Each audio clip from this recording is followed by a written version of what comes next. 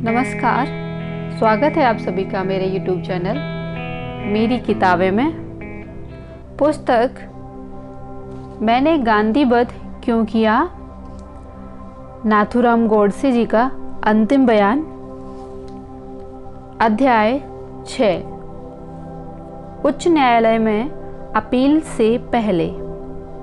उच्च न्यायालय से अपील करने वालों में से नाथूराम विनायक गोडसे ने अपने कृत्य गांधी हत्या को नकारा नहीं था। 30 जनवरी 1948 को महात्मा गांधी की हत्या के कारण उस पर दंड विधान धारा 302 के अनुसार आरोप सिद्ध हुआ था। उस अपराध के लिए उसको फांसी का दंड सुनाया गया था। उसके विरुद्ध उसने अपील नहीं की। उसने अपनी अपील और अपने तर्क दूसरे आरोप जो सिद्ध माने गए थे उनकी परिसीमा में ही सीमित रखे। इस न्यायालय में उसने अपना अधिवक्तव्य स्वयं ही दिया। वह देते समय उसने वस्तु स्थिति के तत्वों का जो विवेचन दिया उसकी विलक्षण क्षमता प्रतीत हुई। मैं विश्वास पूर्वक कहना चाहूँगा कि किसी भी विधि विशेषज्ञ गर्भ के उपयुक्त उसने अपना अधिवक्तव्य प्रस्तुत किया। न्यायपीठ की सम्मति। दिल्ली के लिए उन दिनों उच्च न्यायालय पंजाब का था। विभाजन के पश्चात वह शिमला में बैठने लगा। उस न्यायालय में गांधी हत्या अभियोग के दंडितों की अपील सुनी गई। 22 जून 1949 को न्यायमूर्तियों ने अपना निर्णय पत्र पढ़ा। न्यायपीठ बेंच में न्यायमूर्ति श्री भंडारी, श्री अच्युतराम और श्री GD खोसला थे। श्री भंडारी और श्री अच्युतराम ने अपने अलग अलग निर्णय पत्र लिखे। वे आपस में मिलते थे। श्री खोसला ने इन दोनों न्यायमूर्तियों के मत की एकाध पन्ने में पुष्टि की है। डॉक्टर परचुरे और शंकर किस्तैया को उच्च न्यायालय ने दोष मुक्त ठहराया था। करकरे, मदन लाल पाहवा और गोपाल गोडसे को आजीवन कारावास, नाथूराम और नाना आप्टे के फांसी के दंड को बरकरार रखा गया। अपील चलते समय न्यायमूर्तियों ने नाथूराम का जो निरीक्षण किया उस पर भी उन्होंने अपना अभिमत व्यक्त किया। इन अध्यायों में नाथूराम की अपील के विषय में तथा उसकी क्षमता के संबंध में जो प्रारंभ में उल्लेख हैं वह न्यायमूर्ति श्री अच्युतराम ने अपने निर्णय पत्र के पृष्ठ 204 और 206 पर अंकित किया अभिमत है। यद्यपि वह मैट्रिक परीक्षा में अनुत्तीर्ण हो गया था किंतु उसका अध्ययन गहन है। अपने प्रतिवेदन पर बहस करते हुए अंग्रेजी का गंभीर ज्ञान और सोचने विचारने की स्पष्ट क्षमता दर्शनीय थी। नाथूराम ने अपने वक्तव्य में एक भूमिका दी थी। 20 जनवरी 1948 को अर्थात गांधी जी के प्रार्थना स्थल पर धमाका हुआ। उस दिन मैं वहां पर नहीं था। मैं पीछे रह गया था क्योंकि मेरे सिर में दर्द था। इस बात को काटते हुए न्यायमूर्ति ने नाथूराम की उन्होंने जो क्षमता देखी उसी का आधार लिया। न्यायमूर्ति ने माना है कि उसका सिर दर्द करता होगा किंतु ऐसे महत्व के क्षणों में उस जैसा समर्थ व्यक्ति पीछे रहा होगा ये मानने के लिए वे तैयार नहीं थे। वे कहते हैं अपील हमारे सामने 5 सप्ताह से अधिक चली। उस अवधि में और जो विशेषकर 8-9 दिन नाथूराम स्वयं अपने तर्क प्रस्तुत कर रहा था उस संबंध में हमने उसको भली भांति परखा है। उसके जैसा कर्तव्यवान मनुष्य ऐसा पीछे रहने का विचार भी मन में लाएगा यह हम सोच नहीं सकते। न्यायमूर्ति श्री खोसला ने गांधी वध के लगभग 15 वर्ष बाद अपनी सेवानिवृत्ति के पश्चात 10 न्याय निर्णय कथाओं की एक पुस्तक लिखी। उसमें गांधी वध अर्थात नाथूराम गोडसे का अभियोग यह भी एक अध्याय है। श्री खोसला के मन पर उस समय जो मुद्रा अंकित हुई थी वह वस्तु स्थिति उन्होंने शब्दांकित की थी। वे लिखते हैं नाथूराम का वक्तव्य न्यायालय में उपस्थित दर्शकगण के लिए एक आकर्षक वस्तु थी। खचाखच भरा न्यायालय इतना भावाकुल हुआ था कि उनकी आहें और सिसकियां सुनने में आती थी और उनके गीले गीले नेत्र और गिरने वाले आंसू दृष्टिगोचर होते थे। न्यायालय में उपस्थित उन प्रेक्षकों को यदि न्यायदान का कार्य सौंपा जाता तो मुझे तनिक संदेह नहीं है कि उन्होंने अधिक से अधिक संख्या में यह कहा होता कि नाथूराम निर्दोष हैं। न्यायमूर्ति कपूर को एक स्थान पर नाथूराम की क्षमता का आधार लेकर ही उनके समक्ष हुई एक गवाही का वक्तव्य काटना पड़ा। गांधी हत्या के संबंध में क्या पहले कोई कुछ जानता था? इसकी छानबीन करते समय गांधी जी की पौत्री श्रीमती मनुवेन गांधी की एक गवाही हुई। वे गांधी जी के साथ सदा रहती थी। उन्होंने कहा कि 30 जनवरी 1948 को दोपहर के लगभग 12 बजे नाथूराम बिरला भवन पर आया था। उसको किसी ने रोका नहीं था, क्योंकि लोग आते जाते रहते थे और आने वाला व्यक्ति कोई विशेष है ऐसा उस समय नहीं लगा। उसके आने में भी किसी को कोई विशेषता नहीं लगी, क्योंकि गांधी जी जहाँ रहते थे, सोते थे, भोजन करते थे, वे स्थान देखने के लिए लोग आया करते थे। नाथूराम भी आया था। संभवतः वह पिछले द्वार से आया होगा। कई व्यक्ति गांधी जी के दर्शन के लिए इस प्रकार भी आते थे, उन्हें कोई रोकता नहीं था। गांधी जी उस समय धूप का आनंद ले रहे थे और यदि नाथूराम के मन में होता तो वह वहीं पर उनके ऊपर गोली दाग सकता था। श्रीमती मनुवेन ने कहा, निश्चित है कि वह नाथूराम ही था, क्योंकि सायंकाल को नाथूराम ने गोलियां दागी, उस समय उन्होंने उसे पहचाना। उनकी धारणा है कि जब दोपहर को नाथूराम आया था तब गांधी जी के प्रचंड तेज से वह चकाचौंध हुआ था। किंतु श्रीमती मनुवेन ने बापूजी का अंतिम दर्शन नाम की जो पुस्तक लिखी है, उसमें उन्होंने उपयुक्त घटना का उल्लेख तक नहीं किया है। 31 जनवरी 1948 को अर्थात गांधी वध के दूसरे दिन उन्होंने सुरक्षा कर्मियों को भी यह घटना नहीं बताई, किंतु उन्होंने ब्लिट्स के 26 जनवरी 1969 के अंक में जो लेख लिखा है उसमें इस घटना का प्रथम बार ही उल्लेख किया है। उस लेख में उन्होंने ऐसा भी लिखा है कि उन्होंने यह बात पंडित नेहरू तथा सरदार पटेल से भी कही थी। न्यायालय कपूर आयोग प्रतिव्रत खंड 1 पृष्ठ 203-202। इस कथा पर न्यायमूर्ति कपूर ने विश्वास नहीं किया। उन्होंने एक कारण यह दिया है कि गांधी जी के जीवन को पूर्णतः समाप्त करने का नाथूराम का निश्चय उसके वक्तव्य में ही प्रतीत होता है। उस लिखित निवेदन में उसके मन का जो दृढ़ निश्चय दृष्टिगोचर होता है, उसे ध्यान में रखते हुए यदि उसको दोपहर में गांधी जी को मारने का अवसर मिला होता तो वह उसको गंवाएगा, यह बात संभावित है। सायंकाल प्रार्थना स्तर पर उसको व्यामोह नहीं हुआ था, दोपहर को व्यामोह हुआ होगा, ऐसी धारणा बनाने के लिए कारण मिलना असंभव है। किसी के प्राण लेने के लिए प्रस्थान करने वाला व्यक्ति अपने लक्ष्य के दर्शन के लिए नहीं जाता, भले वह लक्ष्य गांधी क्यों न हो। जैसे नाथूराम ने अपनी अपील में कहा है, गोली चलाने के पश्चात सुरक्षा कर्मियों को आत्मसमर्पण करने का उनका निश्चय था। आयोग ने इस बात की उपेक्षा नहीं की है। खंड 1 अनुच्छेद 12F 91 5 पृष्ठ 205। इसलिए श्रीमती मनुवेन की गवाही असिद्ध इस वर्ग में गिननी पड़ेगी, अतः वह स्वीकार नहीं है। गांधी हत्या जैसी भीषण घटना के समय नाथूराम के मन की स्थिरता के विषय में न्याय कपूर ने जो अभिप्राय दिया है वही उपरोक्त विवेचन से प्रतीत होता है। नाथूराम का व्यक्तित्व कैसा था, विचारों के विवेचन की उनकी पद्धति कैसी थी, जो काम वे हाथ में लेते उसमें उनकी लगन कैसी थी, वाद विवाद में पांडित्य कैसा था, आदि बातों का विवरण मैं स्वयं भी दे सकता था, क्योंकि उनके वे गुण मैंने स्वयं देखे हैं। किंतु उसमें एक भय था। हत्या करने वाले व्यक्ति का गुणगान करने से मैंने हत्या को उत्तेजन देने वाला लेखन किया। इस प्रकार का आरोप मुझ पर मढ़ा जाता। उस आरोप की छानबीन कराने के लिए न्यायालय के द्वार भले ही खुले हों, किंतु उसके लिए जो संप्रमाण प्रतिरोध करना पड़ता है, उस कारण सब प्रकार के कष्ट सहने पड़ते। यह अनुभव सिद्ध बात है। इसलिए वध करने के प्रायश्चित के रूप में फांसी का दंड सुनाते सुनाते भी न्यायमूर्तियों ने नाथूराम के गुणों का वर्णन किया है, क्योंकि नाथूराम के निवेदन में जो ऐतिहासिक प्रसंग आए हैं वे कितने सक्षम हैं, समर्थ व्यक्ति ने लिखे हैं। यह बात न्यायमूर्तियों के ने नाथूराम के विषय में जो राय व्यक्त की है उससे पाठक जान सकेंगे। वे घटनाओं को भी सत्य असत्य देख पाएंगे और स्वयं मूल्यांकन कर सकेंगे।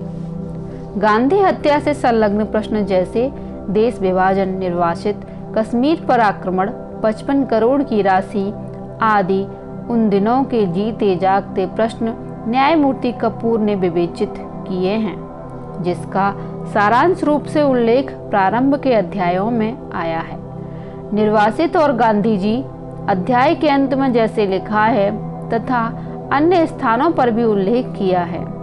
कपूर आयोग की रिपोर्ट के संबंधित भागों से भी नाथूराम के वक्तव्य की पुष्टि होती है।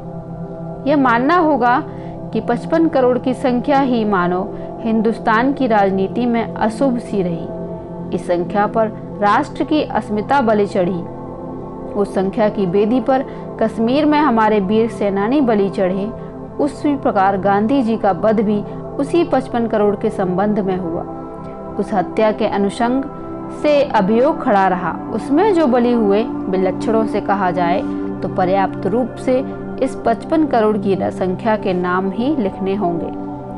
नागपुर के तरुण भारत वृत्तपत्र के संपादक श्री गंगत्रम माडखोलकर जी को नाथूराम ने एक पत्र 14 नवंबर 1949 को अर्थात फांसी जाने से एक दिन पूर्व लिखा।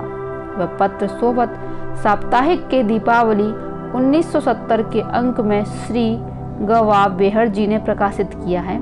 नाथूराम ने उस पत्र में लिखा है, न्यायालय में दिए गए वक्तव्य का बहुत सारा भाग इतिहास है और कुछ भाग अंतःकरण से लिखा साहित्य है।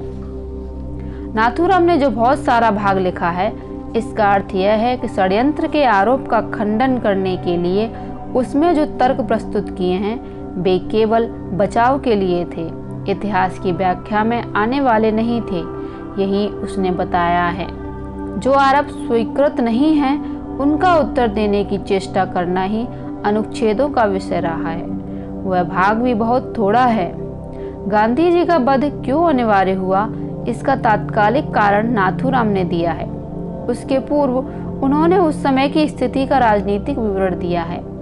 गांधी जी की नीति का मार्गदर्शन किस प्रकार होता रहा और देश पर उसका क्या परिणाम हुआ, इसकी समालोचना नाथूराम ने की है। यह इतिहास पक्ष है। सी माडखोलकर जी को पत्र नाथूराम ने लिखा है। उसमें वे कहते हैं, जो सत्य इतिहास मैंने लिखा है और जो अंतःकरण से लिखा साहित्य है, वह लोगों के सामने जाने से शासन को भय लगता है। इसी से उसका प्रभाव मैं अनुभव कर सकता हूँ। उन दिनों राज्यों के शासनों ने कानून के अंतर्गत नाथूराम की लिखित विस्तृत अपील के प्रकाशन पर प्रतिबंध लगाया था। नाथूराम की धारणा सत्य थी। देश का स्वतंत्रता के आंदोलन का, विभाजन का, नरसंहार को छिपाने का, क्रूरता के इतिहास जो नाथूराम ने प्रकट किया, उस वक्तव्य पर शासन ने प्रतिबंध लगाया। सत्य प्रकट होने से कांग्रेस भयभीत थी, कारण उससे उनकी देशभक्ति और मुस्लिम तुष्टीकरण का पर्दाफाश होता था। समय परिवर्तनशील है। जिस कानून के अंतर्गत प्रतिबंध लगाया गया था, वह कानून ही अब शासन के अस्तित्व में नहीं रहा। इसी से यह विस्तृत अपील लोगों के सम्मुख रखना संभव हो रहा है। इसके पूर्व न्यायमूर्ति श्री खोसला, श्री के.एल. गोवा, श्री धर्मेंद्र शर्मा आदि लेखकों ने अपने अपने ग्रंथों में नाथूराम की अपील के भाग दिए हैं। वह इसलिए संभव हुआ है कि प्रतिबंध लगाने वाला कानून अस्तित्व में नहीं रहा। नाथूराम प्रारंभिक जीवन। नाथूराम की प्राथमिक शिक्षा बारामती में ही प्रारंभ हुई। उनका यज्ञोपवीत संस्कार कुल देवता के सम्मुख मनोती के अनुसार बारामती के राम मंदिर में हुआ। संध्या बंदन और सूर्य नमस्कार सभी माता पिता उन दोनों अपने घरों में अपनी संतान को सिखाते ही थे। नाथूराम का भी वही उपक्रम चलता रहा। स्कूली शिक्षा के साथ साथ उन दिनों यह प्रथा भी थी कि पुत्र को संस्कृत तथा मराठी शिक्षात्मक कविताएं भी कंठस्थ कराई जाती थी। ऐसी मान्यता थी कि इससे बुद्धि का विकास होता है। यह कार्य घर पर ही होता था। नाथूराम की स्मरण शक्ति बहुत ही तीव्र थी। शाम को नवनीत के चुने हुए श्लोक, मनुस्मृति के श्लोक, करुणाष्टक, आरती, रामायण और महाभारत के चुने हुए श्लोक पढ़ाने तथा उनसे सुन लेने की प्रथा होने के कारण नाथूराम को बहुत कुछ कंठस्थ था। महाराष्ट्र के विशेषकर तथा पूना के राष्ट्रीय विचारधारा के समाचार पत्रों को रॉलट ने चित्त पावन प्रेस संज्ञा से ही संबोधित किया है। सिडिसस कमेटी की रिपोर्ट के पृष्ठ 13 पर ऐसा स्पष्ट अंकित है। केसरी उस समय का प्रमुख पत्र माना जाता था। अंग्रेज भक्त कर्मचारियों ने केसरी की नीति को अंग्रेजी राज्य का विरोध करने के लिए जनता में असंतोष निर्माण करने वाली नीति कहकर अलिखित रूप से केसरी के पठन को आपत्तिजनक घोषित किया हुआ था, किंतु इसके विपरीत वस्तुस्थिति यह थी कि प्रेमी पाठकों से भी अधिक उत्कंठा ऐसे लोगों में ही केसरी पढ़ने के लिए देखी जाती थी। किसी कृति पर प्रतिबंध लगाने से उसके प्रति कौतूहल बढ़ता है। यही कारण है कि नाथूराम के पिता ने अपने ऊपर कोई आरोपण न हो सके, इस संभावना से बचने के लिए नाथूराम के नाम से, जिसकी आयु उस समय 7-8 वर्ष की होगी, केसरी मंगवाना आरंभ किया। नाथूराम को छोटी सी अवस्था में पढ़ने का चस्का लग गया था। वह केसरी पढ़कर उसको समझता भी था। स्वतंत्र समर की जो सामग्री उसमें प्रकाशित होती थी, उसे नाथूराम बाल्यावस्था में तो अनजाने में, किंतु बाद में समझकर निरंतर रुचि से पढ़ते थे। इसका उनके मन पर प्रभाव हुआ। इस संबंध में होने वाली चर्चा तथा भाषणों में भी उनकी रुचि बढ़ने लगी थी। एक बार वे अपने पिताजी के साथ एक भाषण सुनने के लिए गए। भाषण के विषय के अनुसार घर लौटने पर उन्होंने विदेशी चीनी के बहिष्कार का आग्रह किया। उनके पिताजी जानते थे कि यह हट केवल बाल स्वभाव के कारण है, किसी विषय को पूर्ण रूप से समझकर करने की प्रतिक्रिया नहीं है। इतना जानते हुए भी केवल पुत्र का हठ पूर्ण करने के विचार से और यह समझते हुए भी कि इस हठ को पूर्ण करने में कोई हानि भी नहीं है, उन्होंने इस समय से घर में विदेशी शक्कर का लाना बंद कर दिया। किंतु इस क्रिया ने एक परंपरा डाल दी और भविष्य में घर में विदेशी वस्तुओं को न लाना नियम सा बन गया। नाथूराम के पिता का स्थानांतरण छोटे छोटे ग्रामों में होते रहने के कारण उनकी शिक्षा का सचमुच समुचित प्रबंध नहीं हो पा रहा था। मराठी की 4th श्रेणी उत्तीर्ण कर अंग्रेजी शिक्षा के लिए उनको पूना में उनकी बुआ के पास रखा गया। बाद में 3-4 छात्रों ने मिलकर एक अलग कमरा लिया तो नाथूराम भी वहीं जाकर रहने लगे। अवकाश के दिन नाथूराम अपने घर आया करते थे। कविता पढ़ना, उसे कंठस्थ करना और स्वयं भी कविता रचना, यह अभिरुचि पाठशाला के दिनों में ही नाथूराम में जागृत हो गई थी। लोकमान्य तिलक की शिक्षा के अनुसार उस समय गणपति समारोह का सदुपयोग राष्ट्रभक्ति प्रज्वलित करने के लिए ही किया जाता था। लोकमान्य के बाद में भी यह प्रथा प्रचलित रही, खंडित नहीं हुई। नाथूराम उन दिनों मेले में गाए जाने योग्य देश प्रेम से ओतप्रोत रचनाएं रचने लगे थे। उन दिनों ही उन्होंने लक्ष्मी तनय नाम से एक छोटा सा पद संग्रह भी प्रकाशित कराया था। राम रक्षा स्तोत्र का छंदोबंद रूपांतर भी उन्होंने किया। गांधी वध का वह दिन। गांधी वध के फौरन बाद नाथूराम के सिर पर 2-3 आघात हुए थे, जिनके कारण घावों से रक्त बह रहा था। रघुनाथ माली ने अपने खुरपे से नाथूराम पर प्रहार करने का अपने बयान में चर्चा की थी, किंतु नाथूराम ने बताया, माली पूर्णतया झूठ बोल गया है। हाथ में रखी जाने वाली छड़ी के 2-4 आघात मेरे सिर पर लगे थे, किंतु तत्काल नहीं, घटना के 4-5 मिनट पश्चात। जब डॉक्टर ने मेरी चिकित्सा की तब तक रक्त जम गया था। मेरे घावों का विवरण भी डॉक्टर ने लिखा है। उसमें घावों को मामूली बताकर उन्हें ठोस शस्त्र प्रहार जन्य लिखा है। नाथूराम को पकड़ने में अपनी तत्परता का लगभग सभी साक्षियों ने उल्लेख किया है। इस संबंध में नाथूराम ने बताया था कि मेरे हाथ में पिस्तौल थी, गोलियां मैं दाग चुका था और गोलियां मैं नहीं दागूंगा यह विश्वास किसी को नहीं था। यदि किसी सशस्त्र सिपाही ने उस समय मुझ पर गोली चलाई होती तो वह निसंदेह उचित होता, किंतु हुआ यह है कि एकाएक दागी गई उन गोलियों से सभी किंकर्तव्य विमूढ़ और आतंकित हो गए थे। बहुत पास के लोगों ने मेरे हाथ में रिवॉल्वर देखा था। इस दशा में प्रत्येक व्यक्ति को अपने ऊपर भी गोली चलाए जाने की आशंका थी, इसलिए सभी लोग तत्काल 5-7 पग पीछे हट गए। गांधी जी के आगमन के लिए जो मार्ग छोड़ा गया था और जिस पर मैं खड़ा था वह मार्ग चौड़ा हो गया। 4 पग के अंतर पर ही गांधी जी अचेत हो गिरे हुए थे। मेरे चारों ओर बड़ा सा घेरा बन गया था। मेरा सशस्त्र हाथ ऊपर उठा हुआ देखकर लोग स्यात और पीछे नहीं हटे। गोलियां चलाते ही पिस्तौल वाला हाथ ऊपर उठाकर मैं पुलिस पुलिस चिल्लाया, किंतु आधा मिनट बीतने पर भी कोई पास में नहीं आया। उस समय प्रत्येक क्षण मेरे मन के ऊपर तनाव बढ़ता जा रहा था। मैं बहुत अस्वस्थता अनुभव कर रहा था। मुझे लगा कि मैं उत्तेजित हो रहा हूँ। कोई मुझे मारेगा और यदि मारेगा तो उसका बचाव मुझे कैसे करना है, यह कल्पना उस समय मेरे मन में तनिक भी नहीं थी। उस समय की अपनी मन स्थिति को आज मैं प्रत्यक्ष अनुभव कर सकता हूँ। गांधी वध के किसी भी परिणाम को भोगने के लिए मैं तत्पर था, किंतु मैं 3 आरोपों से बचना चाहता था। मैंने भाग जाने का प्रयत्न किया, ऐसा संकेत भी किसी के द्वारा हो, यह मैं नहीं चाहता था।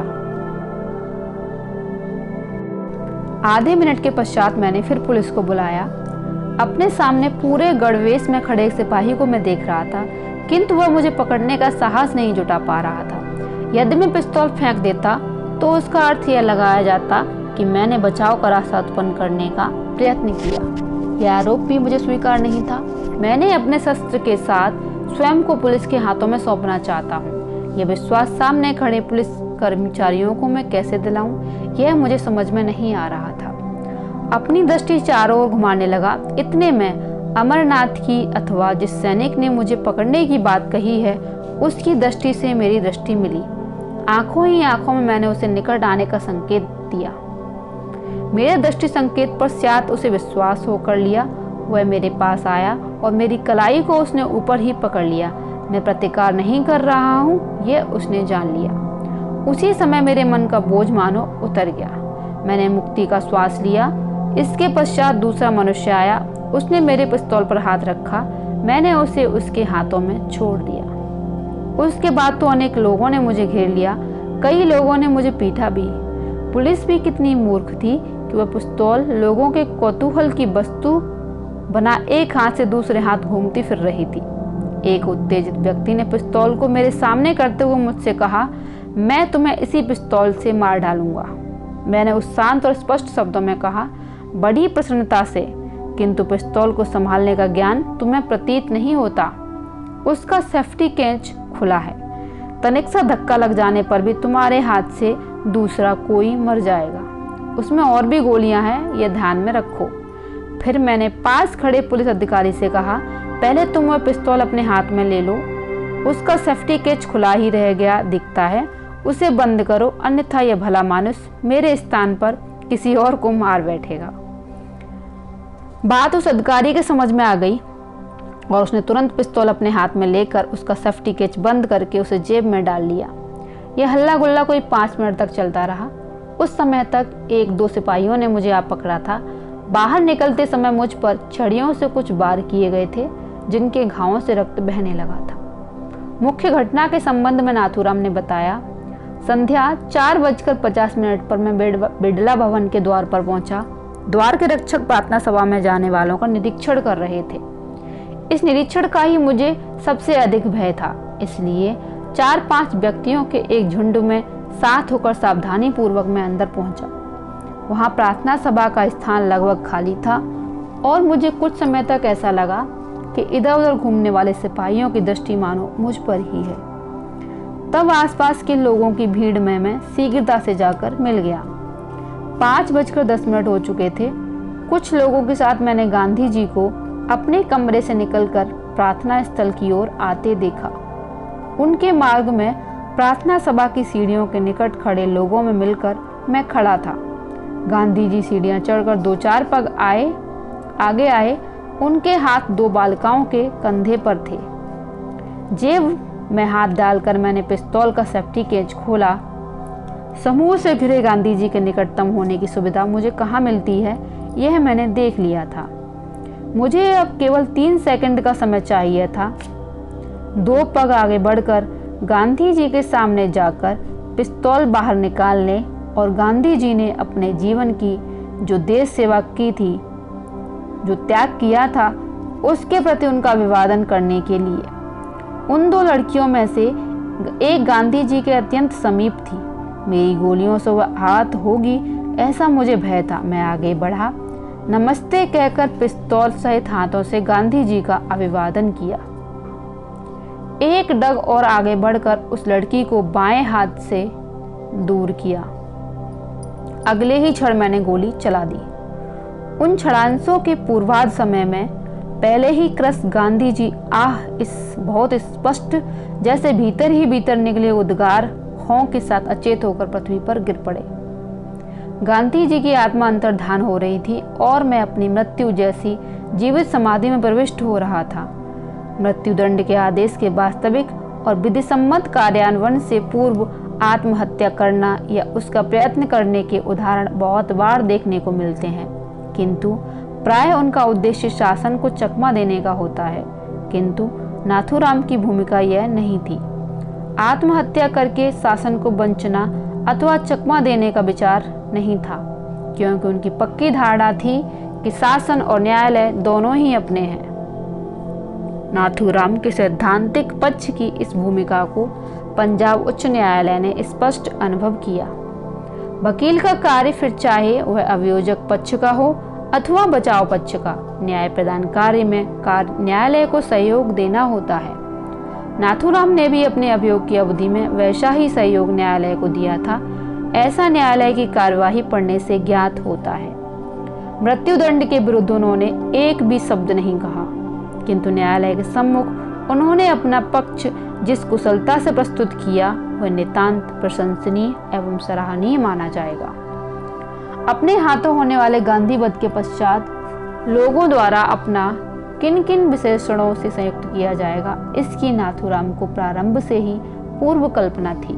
लोग मुझे सिरफिरा या पागल आदि बताएंगे, कहीं मैं सचमुच पागल न मान लिया जाऊं। उस दशा में मानसिक वृत्ति की दशा में वध के आधार पर शासन को मुझ पर अपनी दया लादने का अवसर मिल जाएगा, अथवा बचाव पर ही मुझे मनोविकारग्रस्त घोषित करके मेरे लिए दया की याचना करेगा। नाथूराम इस स्थिति के लिए कदापि तत्पर नहीं थे, इसलिए उन्होंने डॉक्टर से अपनी शारीरिक परीक्षा का अनुरोध किया था।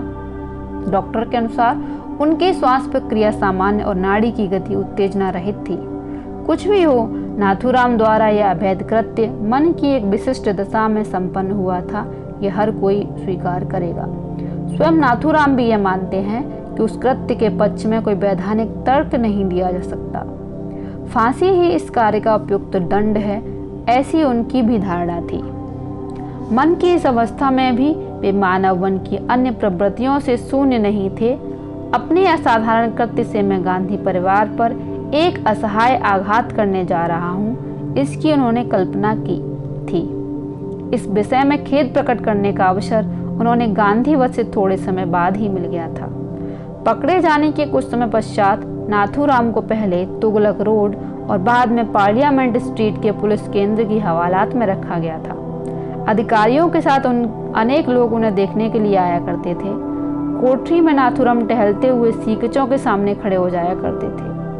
सीकचों के बाहर खड़े एक पुरुष से नाथूराम की दृष्टि मिली। मैं समझता हूँ आप श्रीयुत देवदास गांधी हैं। हाँ, आप कैसे पहचानते हो? उस पुरुष ने प्रत्युप्रश्न किया। मैं किसी विद्रूप, असंकृत और असभ्य व्यक्ति को अपने पिता के हत्यारे के रूप में देखूंगा, यह श्री देवदास की कल्पना रही होगी। नाथूराम का सौम्य, शांत और स्पष्ट कथन उनके लिए अकल्पनीय था। हम एक पत्रकार परिषद के संदर्भ में एकत्रित हुए हैं। आप हिंदुस्तान टाइम्स के संपादक के नाते वहां आए थे, नाथूराम ने कहा। और आप? मैं नाथूराम विनायक गौड़ से दैनिक हिंदू राष्ट्र का संपादक। मैं भी वही था। आप आज पितृहीन हो चुके हैं। मैं इसका कारण बना हूँ। आप पर और जो आपके परिवार पर जो वज्रपात हुआ है उसका मुझे खेद है। आप विश्वास करें कि किसी वैयक्तिक शत्रुता या द्वेष से अथवा आपका अनिष्ट करने के उद्देश्य से प्रेरित होकर मैंने ये कार्य नहीं किया है। जिसके हत्याकारी हाथों का रक्त अभी सूखा न हो, वह मनुष्य इतनी शांति से संतुलित और संयत स्थिति प्रति की भांति वार्तालाप कर रहा है, यह देखकर श्री देवदास का कौतूहल जाग उठा। अपने पिता का अंत करने वाले व्यक्ति से उन्हें घृणा होती तो उसमें कुछ भी अस्वाभाविक नहीं होता। यदि वैसी घृणा का अनुभव उन्हें हुआ भी हो तो उस पर नियंत्रण रखा। पितृवियोग के क्षोभ को नियंत्रित करके उन्होंने पूछा, तब आपने ऐसा क्यों किया? कारण राजनीतिक और केवल राजनीतिक ही है, नाथूराम ने उत्तर दिया। क्या आप आधा पौन घंटा सुन सकते हैं? अधिकारियों से पूछिए। आप संपादक हैं, पृष्ठभूमि आपकी समझ में आ जाएगी। बात मत कीजिए, आप आ जाइए। समीप खड़े अधिकारी ने श्री देवदास से अनुरोध किया। गांधी जी के पुत्र होने के कारण श्री देवदास को नाथूराम से 2-3 मिनट वार्ता की छूट मिली थी। अपने संपूर्ण कौतूहल के साथ श्री देवदास वहां से हट गए। उत्सर्ग।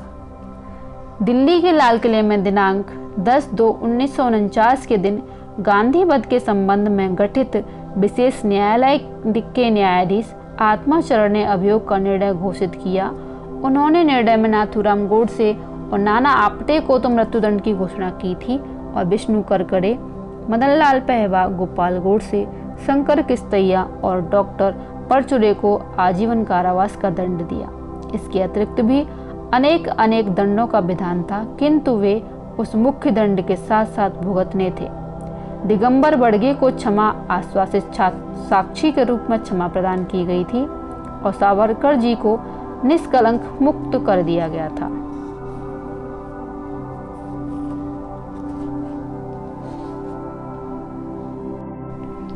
आज की इस ऑडियो में इतना ही।